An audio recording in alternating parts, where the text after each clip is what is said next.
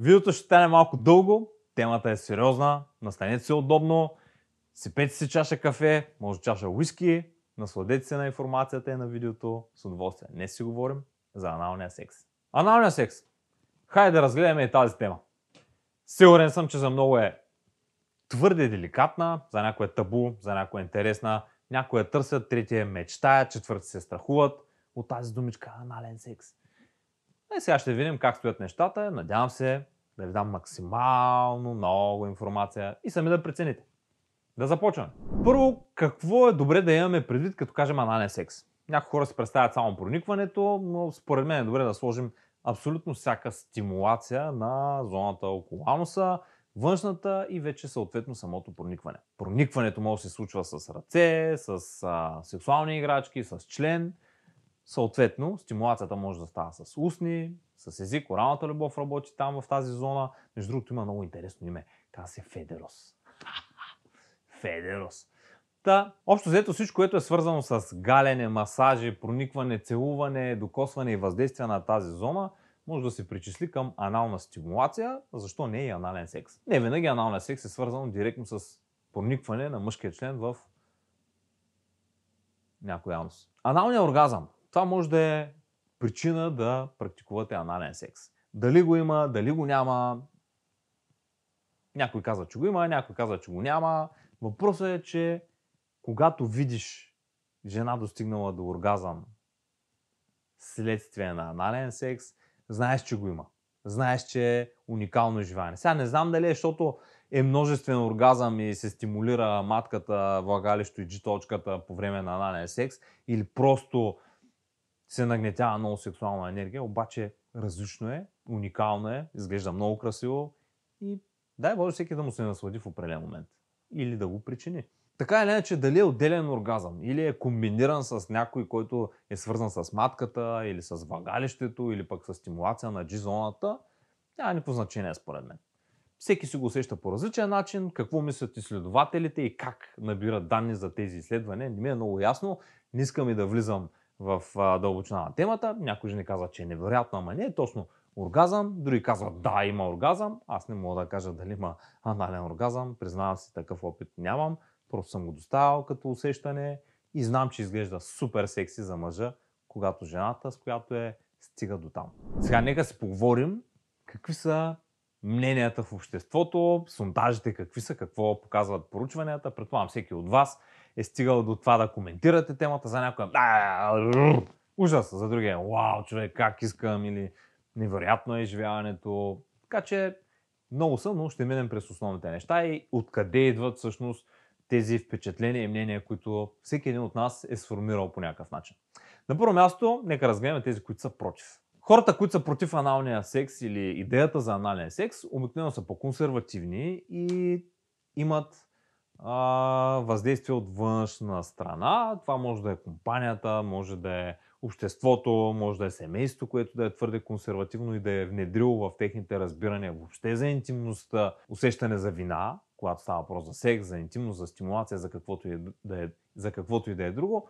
И аналният секс да е нещо, това нормалният секс е тема, която е вау, чупи ми главата, пък аналният вече е много, много, много по-дълбоко и твърде перверзно за мен. Само да го слушам, пък ама ли да го правя. Това мнение може да се формира по много начини, както казах. Дали семейството, дали общността, в която сте, понякога религията може да създава усещане за рамкиране на половия живот и всеки, който вярва в това, да си поставя тези ограничения. Всъщност и слуховете могат да формират такова впечатление за аналния секс, а и не само слуховете от някой друг. Някой, който е имал опитност, успява нещо да преживее и то често е негативно, примерно боли, неприятно е, мръсно е, може да е леко ароматно или неприятно. Тези слухове от чуждите преживявания могат да окажат влияние и да създадат нагласи в нас. От друга страна, нашето мнение може да е производно на изживяванията ни в предишна връзка, предишен опит. Тоест да сме имали нещо като изживявания, свързани с анален секс, анална стимулация и да не са ни харесали.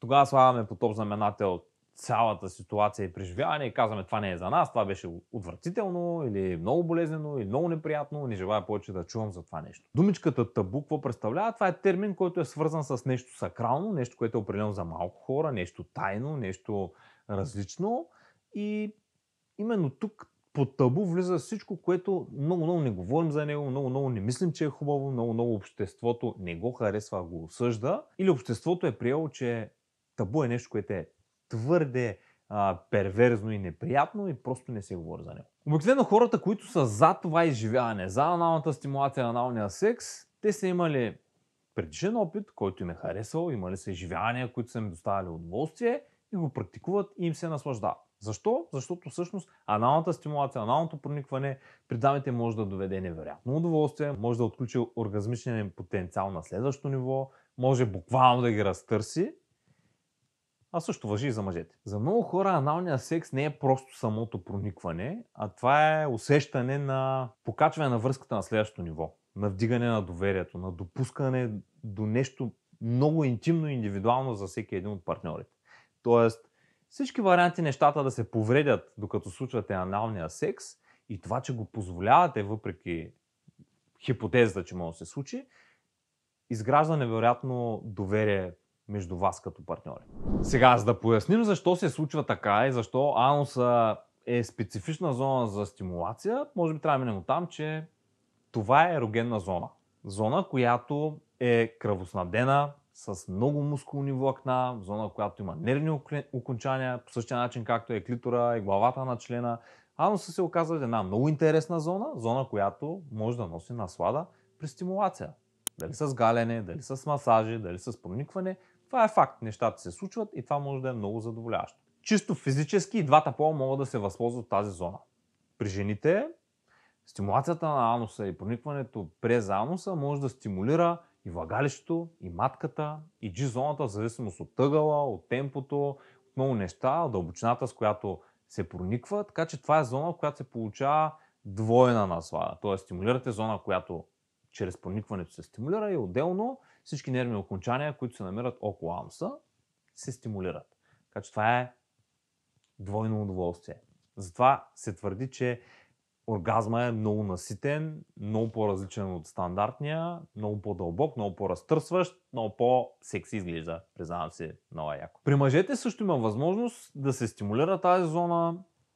То може да стане по много прост начин, с ръката или с мъжки играчки за това нещо. Всъщност там, след отвора на ануса, се крие простатата. Или някои казват мъжката G-точка. Това е зона, която е много чувствителна и с правилната стимулация може да доведе до така наречения мъжки оргазъм, който е вътрешен, т.е. не е свързан задължително с еякулация. Стимулацията на простата може да доведе до невероятно изживяване и за мъжа. Вече много зависи до каква степен сте разкрепостени, дали аналния секс е тук, пък аналната стимулация на G-точката, мъжката е тук, не знам, всеки сам се преценява и си изследва зоната, допуска човека до себе си, с който е и изследва. Следващото нещо, което може да подобри аналния секс, това е усещането за плътност. В случаи, в които члена не е чак толкова голям, не е чак толкова, Тоест, когато мъжа няма достатъчно голям член, аналният секс е много добър вариант, тъй като насладата може да е много голяма. Много често мъжете с големи или дори средни членове не биват допускани до тази зона, защото жената се притеснява да не бъде наранена, да няма дискомфорт, да няма болка, докато обратното е възможно и тук е плюса на мъжете, които нямат чак толкова голям член. Може да се възползват от анален секс. Всъщност, много голяма част от мъжете си го мечтаят да им се случи, обаче малко жени успяват да ги допуснат или ако ги допуснат, те пък не успяват да се справят по най-добрия начин, за да повторят отново. Така че тук си има и предимства за тези мъже. Следващото нещо като наслада, това е менталната наслада. Тоест, изключително е секси да правиш нещо забранено, нещо различно, нещо ново.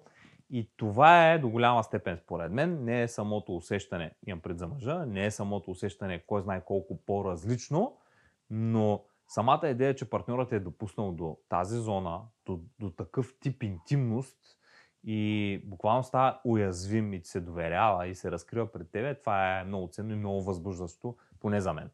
Сигурен съм, че и за много други мъже е по същия начин, така че това може да е просто преминаване на връзката на следващото ниво, търсейки допълнителна наслада. Погледнете го от тази страна. Доставането на удоволствие чрез този секс задоволява и мъжа, и жената. Разбира се, ако го правите както трябва, ако го правите адекватно, ако сте нежни, внимателни, мили, последователни, знаете какво правите, това може да отвори такива големи широки врати към удоволствието ви. Така че не го отвърляйте, догледайте видеото до край. За още подобни видеа в канала ми или в сайта ми tombarkov.com. Сега разбрахме какво е анален секс, разбрахме се какви са мненията, поговорихме се защо е впечатляващо и въздействието, защо е ерогенна зона. Сега ще си поговорим обаче за границите. Те граници, които ние си поставяме или някой друг ни е поставил, или ние сме си поставили заради някой друг, какво всъщност правят и защо е добре да помислим на тях. Има ли ги, няма ли ги, как да ги формираме. И е много важно, че границите за определен човек, за двойката заедно и за някой съвсем различен са различни. Тоест всеки от нас си има собствени граници и в взаимоотношенията с любимия човек ние заедно си определяме къде са нашите граници. За някой аналния секс може да е детска игра, там много да надграждат, за други целувката на открито съм казал, че може да е много перверзно, странно и нещо, което е табу и не бива да се прави. Така че тези граници вие си ги определяте. Но това, което трябва да се случи, за да почувствате комфорт и да разширите тази зона на вашите ограничения, т.е. да излезете извън нея, има няколко неща, които е добре да сте помислили и да съществуват, да са на лице. На първо място да има удоволствие. Значи, ако подбудите и желанията, поради които ще правите анален секс, са достатъчно силно изразени, т.е. предварително сте си изговорили нещата, имате си доверие, искате да минете на следващото ниво, търсите удоволствие, което е прекрасно, създали сте комфортна среда, имате си стабилно спокойствие, атмосфера, в която се чувствате комфортно. Тоест, вие може да искате и да правите анален секс, но ако в конкретния случай поради някаква причина желанието го няма, просто няма смисъл да продължавате. Откажете се. Без значение, че ви носи удоволствие, че имате комфортна среда, ако няма желание, шанса на нещата да не се случат са много големи. И сега тук въпрос става желанието да бъде ментално, което е да, желаете, искамте, и физически. Понякога просто не сме разположени, може да сме изморени, може да сме болни, може да имаме някакви храносмилателни проблеми, но оттам да се поражда нежелание, дискомфорт, така че в такива случаи просто забравете. Не угаждайте на партньора си и просто поставете наистина границата малко по към вас, за да защитите вашия си комфорт. Решили сте, искате да търсите удоволствие, има доверие, създали сте среда, искате да се развивате, чели сте, учили сте, имали сте знания, искате да експериментирате и да пробвате. Това е прекрасно. Сега поставете едни граници обаче, които са много важни. И те са за да запазят нашето здраве. А ако приемем, че отскоро сте заедно, задължително презерватива, задължително, без значение дали сте отскоро или не и дали ще ползвате презерватив или не, задължително лубрикат. Защото тази зона, тя няма собствена лубрикация, както е влагалището, разчита изцяло и единствено на външна лубрикация и повярвайте, с слюнка няма да сработи. Или поне не за дълго време. Затова се подгответе с лубрикант, има различни видове, на водна основа, на силиконова основа, има специално направени, които са за анален секс, които могат да са обезболяващи, отпускащи и всякакви други. Влезте в някой секс шоп, разберете какво предлагат, прочетете, тествайте един-два такива лубриканта и ще разберете кое работи при вас. Нещо много важно е, като граница, да не смесвате отделните зони. Тоест, правите каквото правите, орална любов, нормален секс и стигнете ли до аналната зона, т.е. зоната на ануса, почнете ли да стимулирате, да целувате, да пипате, да правите каквото и да е, не бива да се връщаме към влагалището, входа на влагалището. Най-добре е умишлено да пазим тази зона, тъй като шанса да прехвърлим бактерии към тази зона и съответно да има цистит в най-добрия случай и в най-лошия вече могат да са много по-сериозни последствията, да има някаква инфекция, която е доста по-сериозна, е много голям. Разделете тези две зони, когато се фокусирате върху аналната, просто действайте си там, не се връщайте, т.е. по обратния път. Не работи добре, защитете партньорката си, защитете и себе си, защото това в дългосрочен план може да се окаже неприятна изненада за вас и за нея. Бъдете отговорни към себе си и към партньорката си. Не смесвайте дупките. прости думи. След като минахме през така пояснителните думички, встъпителните, нека да стигнем до момента, в който сме взели решението, че искаме да практикуваме анален секс и анална стимулация. Какво е хубаво да знаем, как да се подготвим, за да се случат нещата, сега ще разберем. И първото нещо, за което е добре да се погрижите, това е вашата нагласа. И за мъжа, и за жената е много важно да имат правилната нагласа, да имат желанието, да имат и ясната представа какво може да се случи, какви изненади да има. Тоест да няма... то е много хубаво, ако стане това... Нали? Ако сте така и не сте наясно с последствията, т.е. когато правите анален секс, може и да се случи да се поизцапате, може и да ви замирише малко, но в крайна сметка, ако сте тръгнали в гората, би следвало да не ви е страх от мечки. За да сте тръгнали в гората, вече се предполага, че имате доверие. Ако нямате доверие помежду си, ако не усещате партньорът си близък, ако не усещате, че може да споделите всичко с него или с нея, да преминете на следващото ниво, може би трябва да поработите на това и тогава да продължите напред. Следващото нещо е да потърсите, т.е. нагласата ви е да търсите, да сте изследователи и да търсите нова наслада.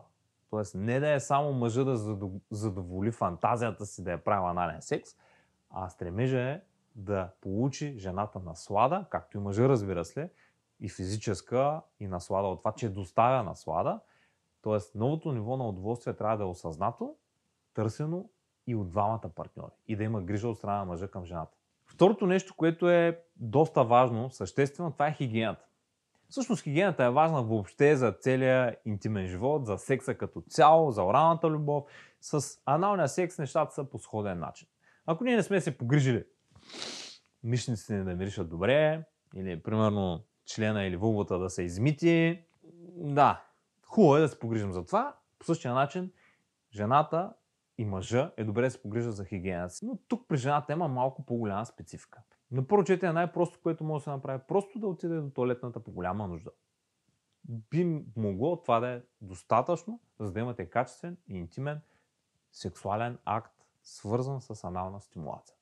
Следващото ниво е да се направи анален душ. Има си много прост способ с душа може да се направи. И вече третото нещо, което надгражда, с което може да намерите информация, между другото, за това и в аптеката, ако отидете, и специализираните секс-шопове, ще видите набор, инструменти за клизма.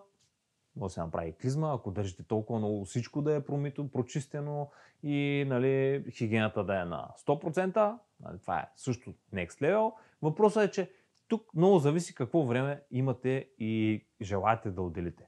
Много често жената знае в какво състояние се намира, знае кога е ходила до тоалетната, знае как се чувства, така че твърде вероятно е тя да е наясно дали би могло да стане някой фал или не.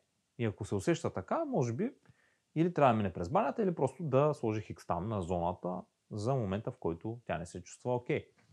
Въпреки, че за някои мъже това може да е секси, т.е. да минете на следващото ниво, всеки сам се знае. Вие също. Нещо, което би спомогнало аналната стимулация, аналното проникване е обезкосмяването. Не е задължително, но това може да съдейства за по-лесното проникване на дали ще са пръсти, дали ще бъде сексуална играчка, разширител, някакво дилдо или каквото и да е. При всички положения ще улесни този процес, както и проникването на члена. Идеята е да няма съпротивление, да няма оскубане. Нали? Всеки сам се преценява, може би и дължината на космите има значение. Преценете си, усетете го, може и с косми. Третото нещо, за което е хубаво да се погрижите, това е да имате някаква подложка, нещо, което да има под вас. Това е хубаво да го направите и когато въобще практикувате секс, без значение дали е стандартен, нестандартен, орална любов или каквото и да е, така или иначе се отделят секрети, дали са слюнки, дали е мъжка сперма или женски еякулат, няма никакво значение. Има достатъчно флуиди, които се разливат, дай Боже всеки му. Така че е хубаво да сте подготвени. При аналния секс нещата са по същия начин. Хубаво да имате някаква подложка, хавлии наблизо, мокри суки, кърпи, неща, които са напълно стандартни и за нормалния секс. И би следвало да ги имате наблизо, за да има как да се погрижите за себе си след края на фиаското. Така че направете го. Има хипотетично вариант и възможност да ви потребват по време на анална стимулация, анален секс. Нещо, което е свързано с подготовката, това е да имате презерватив. Когато сте в дългосрочна връзка, може би е окей да нямате, когато жената се е погрижила за хигиената си също, може би е окей, въпреки че гаранция Франция, никой не е на 100%. Шанса при анален секс мъжа да хване уринална инфекция е по-малък, отколкото при жената, но го има. Но е просто реално пикочните пътища при мъжа са доста по-дълги, отколкото при жената и това много по-лесно води до тази инфекция. Но ако вие не се погрижите за хигиената си и практикувате без презерватив секс, шанса да хванете такава бактерия и после индиректно да я пренесете към влагалището на жената, може да не е същия ден, след ден, 2, 3, е много голям, така че това ще ви спести определен дискомфорт. Ако връзката ви е в началото или това е единичен случай или няколко пъти сте се виждали, презерватива според мен е задължителен, защото предпазва и вас, и партньора ви от нежелани болести, които са безброй много, всякакви. И това ви дава някакъв вид сигурност. Не е 100%, но определено повишава много нивата на защита между двамата. Това вървим стъпка по стъпка, нали, от едното към другото, към подложките, към презерватива. Сега стигаме до лубриканта. Това е нещо задължително. Изберете такъв лубрикант, който е съвместим с презерватива. Обикновено това са на водна основа, на силиконова основа, може би ще има съпротивление, презерватива може да се скъса. Има лубриканти, които действат на гумата на презерватива и буквално се стават много крехки нея и могат да се скъсат и не е окей. Така че съобразете лубриканта спрямо това дали правите секс с презерватив или без презерватив. Има лубриканти, които са на водна основа, на силиконова основа, има такива, които са с аромати, има такива, които са с лидокаин, т.е. болко успокояващи, има такива, които са отпускащи и всъщност специално тези, които са предназначени за анален секс, добре е да се насочите към тях, да си изберете модел, да си тествате този работи ли, този не работи ли, има различни разфасовки, изберете някаква марка, която на вас ви допада или ви посъветват и я пробвайте. Задължително лубриканта е добре да го имате. Това с слюнката може да сработи в самото начало, но зоната не се увлажнява, няма да е много комфортно, няма да работи през цялото време и шанса да се нараните нараства драстично. Удоволствието да изчезне също е много голям, така че съобразете го. Добрата лубрикация е много важно. Много е важно заедно с добрата лубрикация и жената да е в комфортна поза, да е спокойна, да не е стегната, да ви има доверие и да е отпусната. Но това е вметка само. Сега най-важното нещо от подготовката. Освен физическите неща, освен това, че трябва да имаме нагласа, желание, доверие, малко да повишим знанията си. Прочетете повече информация, разберете, изгледайте видеото до края, ако трябва да го изгледате 2 пъти, какво представлява зоната, как се стимулира, как е добре да се случват нещата. Много е важно, имайки знанията и да ги приложите. И сега, за да преминете към анален секс, се предполага, че жената вече е стигнала до възбуда. Жената вече е имала предварителна стимулация. Дай Боже, е стигнала до 1-2 различни вида оргазъм. Зоната се е кръвоснабдила, мускулатурата се е отпуснала. Това трябва да е изключително водещо за мъжа.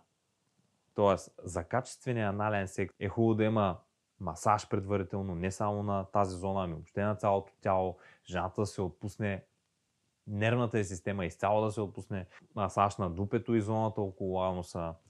Орална любов препоръчвам на вулвата, за да може тя да стигне до клиторен оргазъм. После секс с проникване или стимулация с играчки или с ръце, за да може да стигне до друг вид оргазъм. Тоест 1-2 оргазма предполага, че тя вече е възбудена, че нейната физика се е променила, кръвоснабдила се, има желание да изследва още и още оргазми различни.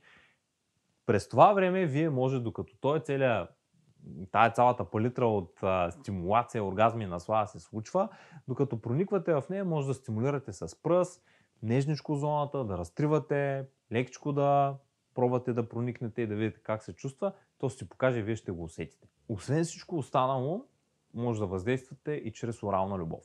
Тоест, да правите федерус на партньорката си. И всъщност, както казах, няма нищо лошо, прекрасно е, просто не се връщайте към зоната на вулвата и на влагалището, защото шансът да пренесете бактерии е много голям. Без значение колко сте чистили, колко сте се кризмосвали, какво сте правили, хубаво е зоните да не се смесват. Тоест, оралната любов е начин да възбудите, отпуснете зоната след всичко останало, което изброих. Стимулацията с пръсти също е вариант, може да ги редувате първо с 1, с 2, но това трябва да е с много лубрикант. Чак толкова много може би не. Достатъчно, за да се чувства комфортно, да има влага, но не да тубата е и това няма да е окей. Нали? Тогава ще има обратен ефект. Но е хубаво да имате търпение, стимулация с устни, с ръце. Вибратор може да свърши работа, вибрациите могат да се разнесат, да доставят допълнително удоволствие, да отпуснат мускулатурата. Има различни видове сексуални играчки, те са много и са много подходящи. Броеници, различни видове, дилда, които са подходящи за анален секс, разширители анални, които са си цяла категория, има си такива сетове в секс шоповете, може да отидете да си купите, там има лубрикант, 1, 2, 3, 5 размера разширители, броеници и разни други. Всеки от вас може да си прецени и да си потърси такъв сет. Определено, ако сте решили да правите анален секс, това е хубаво да го имате, защото улеснява целият процес и може да му се насладите. Използвайки всички тези приеми, способи, анална стимулация, масажи, ръце, дилда и всякакви други сексуални играчки, се предполага, че зоната на жената е отпусната или вече е стигнала до кулминация. Зависи как ги ползвате, зависи колко опит имате, как се случват нещата, обратната връзка, която получавате от жената. Понякога може да е боли ме, не е окей, искам да спрем или продължавай по-навътре, по-бързо, по-бавно. Вече това са неща, които се случват между вас, но определено гледайте да държите така общуването на ниво, а не просто мъжа да се сеща какво се случва, жената да се чуди сега изглежда така, защото много й харесва или изглежда така, защото много ни харесва. Нека да има обратна връзка. Ако се чуди мъжа какво или ако вие се чуете какво се случва, просто питайте харесва ли ти така, искаш ли да продължа, не искаш ли. Дръжте обратна връзка, за да има максимален резултат. И след като вече жената се е отпуснала, използвали сте различни способи, идва момента на проникването. Така сублимния момент. Тук е много важно да спазите няколко прости неща. Първото, както казах, това е лубрикацията. Второто нещо е много нежно, много бавно да се случат нещата, постепенно, с много бавно темпо, с много ниска амплитуда на проникване, т.е. не изведнъж целият член, ами малко по малко да се случат нещата, докато жената свикне, докато мъжа свикне и усети нещата и постепенно с целувки, с докосване, стимулация на другите зони. В целия процес може жената да се включи и да помага с вибратор, да речем, и стимулация дали на зърната, дали на вулвата, няма значение, но може да се включи активно в целия процес и тогава да извлечете максимална наслада. Колкото повече време, търпение отделяте, толкова повече възбудата ще нарасне и ще се насладите на уникални изживявания. А пък може просто да спрете до сексуалната играчка за анална стимулация и там да свършите. Ако на мъжа му е много дебел или му е много голям и искате все пак да изследвате този вид наслада при жената, съответно мъжа да я доставя, спокойно може да се заиграете само. Не е необходимо да прониквате. Просто стимулацията и проникването ще дойдат от друго място. Много е важно да подберете и правилната поза. Някакви космически такива сериозни пози, нали, няма смисъл. Това, което се гледа по научно-популярните филми, това е спорното, няма нужда да го правите. Там са хора, които имат опит, хора, които са изпитали много неща, подготвили са се, дори да изглеждат неподготвени, в повечето случаи това е игра. Ако не е така, то си личи, когато има неприятно усещане и болка. Позата съобразете с себе си, с размера на члена, с формата на члена, с начина на проникване, с усещането, което има жената. Това са неща, които ги напасвате в процеса. Един път минете ли през това успешно, излезете ли оттам с удоволствие, наслада, силно вярвам, че ще искате да го практикувате по-често и по-често. За повече видеа, за повече информация, YouTube канала ми, регистрирайте се, ударете камбанка, ако ви е харесало, коментирайте, ако е било полезно, ще се радвам да го споделите. И ако искате повече информация в блога ми tumbarko.com, може да намерите, дай Боже, всичко, което ви трябва. Ако искате да научите тънкостите, които аз прилагам, за нещата, които при мен работят, може да намерите видеото в tumbarkov.com.